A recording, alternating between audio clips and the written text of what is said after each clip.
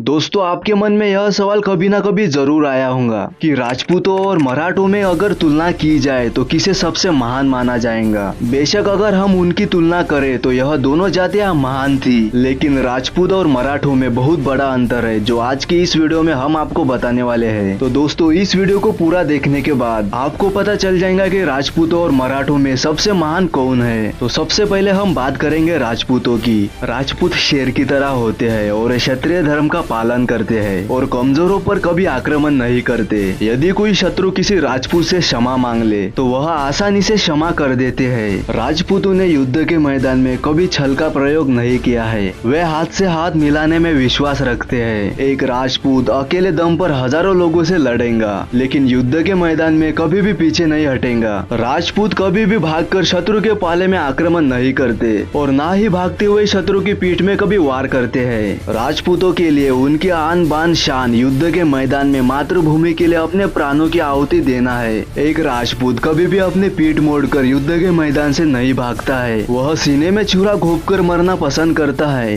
राजपूत स्वभाव से दिलदार और शेर जैसे होते हैं। जिस तरह शेर झुंड में रहना पसंद नहीं करते और अपना इलाका खुद ही बना लेते हैं, राजपूत में भी यही पैटर्न मिलता है। राजपूत अकेले रहना और अकेले लड़ना पसंद करते हैं। राजपूतों ने युद्ध के क्षेत्र में अधिक बल का प्रयोग किया है। दोस्तों, आइए जानते हैं युद्ध के मैदान में राजपूतों के कारनामों के बारे में। राजपूत बप्पा रावल ने इस्लामी आक्रमणकारियों को पराजित करके इस्लामी देश में प्रवेश किया और वहां अपना परचम लहराया। राजपूतों ने 600 वर्ष तक क्षत्रिय धर्म का पालन किया और 600 वर्षों तक इस्लामी आक्रमणकारियों को भारत में प्रवेश नहीं करने दिया। राजपूत सम्राट पृथ्वीराज चौहान ने मोहम्मद गौरी को 17 बार हराया। महाराणा कुंभ को कोई पराजित ही नहीं कर सका और वे जीवन भर अजय रहे। राणा सांगा जैसे जुझारू योद्धा ने एक आंख और एक पैर खोने के बाद भी 80 घाव खाकर भी 100 से अधिक युद्ध लड़े। महाराणा प्रताप जैसे राजपूत वीर योद्धा आज तक दुनिया में पैदा नहीं हुआ। महाराणा प्रताप की तलवार की ताकत ऐसी थी कि घोड़े समेत दुश्मन के भी 2 टुकड़े हो जाते थे। महाराणा प्रताप का आतंक ऐसा था कि अकबर भी महाराणा प्रताप के सामने लड़ने से डरता था। महाराणा प्रताप द्वारा लड़ी गई कलिंग की दूसरी सबसे घातक लड़ाई थी। जब युद्ध करने की बात आती है तो राजपूतों को दुनिया में सबसे अच्छा माना जाता है। तो दोस्तों, आपके मन में एक सवाल हो सकता है कि इतना सब होने के बावजूद भी इस्लामी आक्रमण भारत में कैसे घुसा।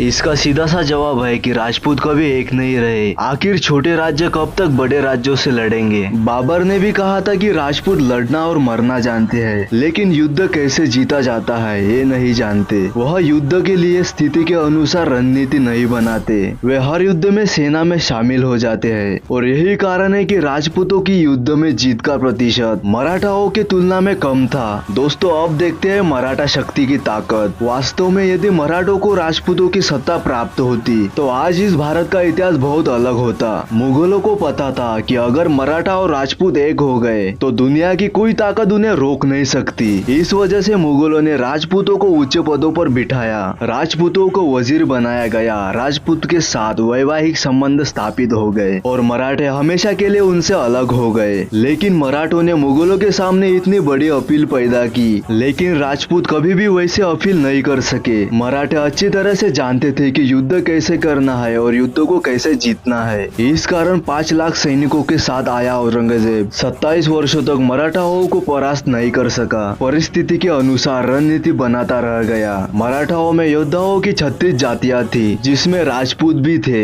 राजपूत कभी इतने प्रभावित नहीं हुए कि वह पूरे भारत पे शासन कर सके। यहीं पर छत्रपति शिवाजी महाराज के नेतृत्व में मराठा साम्राज्य की स्थापना हुई थी। मराठाओं की युद्ध रणनीति चीते जैसी थी। छत्रपति शिवाजी महाराज की गोरिल्ला रणनीति ने मुगलों को अपने घुटने टेकने पर मजबूर कर दिया और ये छत्रपति शिवाजी महाराज की सबसे सफल रणनीति थी। छत्रपति शिवाजी महाराज युद्ध जीतने के बाद राज्य को सुरक्षित भी रखते थे। छत्रपति शिवाजी महाराज ने सभी जातियों और धर्म के लोगों की देखभाल की। मराठे योद्धा महान थे, लेकिन राजनीति में भी बहुत चतुर थे। तो दोस्तों, हमने हिंदुस्तान के 2 महान जातियों के बारे में बताया है। अब आप तय करें कि कौन सबसे बेहतर है। लेकिन दोस्तों, आज एक बार फिर वह समय आ गया है कि भारत की सभी जातियां और धर्म को एकजुट होकर भारत को एक महान राष्ट्र बनाने के लिए हाथ मिलाना चाहिए। आइए इतिहास में हुई गलतियों को सुधारे और उनसे सीखे और देश को एक करे। तो दोस्तों, यह वीडियो आपको कैसा लगा कमेंट में जरूर बताएं और ऐसे वीडियो देखने के लिए हमारे चैनल को सब्सक्राइब करें। मिलते हैं अगले ऐसे ही वीडियो में।